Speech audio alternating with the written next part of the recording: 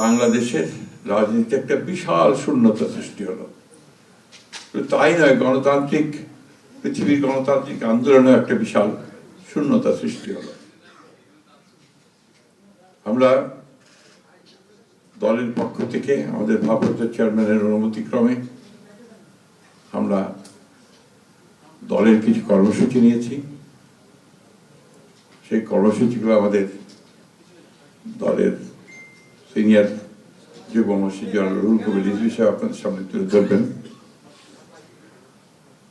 সরকারের প্রধান, এই কেয়ারটেকার গভর্নমেন্টের প্রধান প্রফেসর ডক্টর মোহাম্মদ ইউনূস আমাদেরকে ফোন করেছিলেন সাথে সাথে, এবং ইতিমধ্যেই তারা সিদ্ধান্ত নিয়েছেন যে 10টার মধ্যেই তারা একটা স্পেশাল ক্যাবিনেট মিটিং করবেন।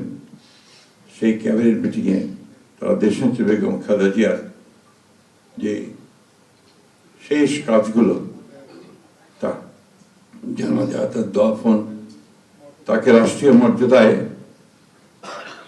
দাফন করা, তাকে রাষ্ট্রীয় মর্যাদা দেওয়া, এই বিষয়গুলি নিয়ে তারা সকাল 10টার সময় একটা সভা করবেন।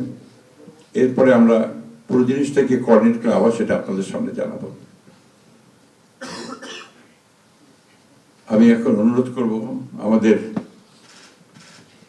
দলের সিনিয়র যুব মহাসচিব জনাব রুহুল কবির রিজভী, তিনি আপনাদের সামনে দলের কর্মসূচিটা জানাবেন।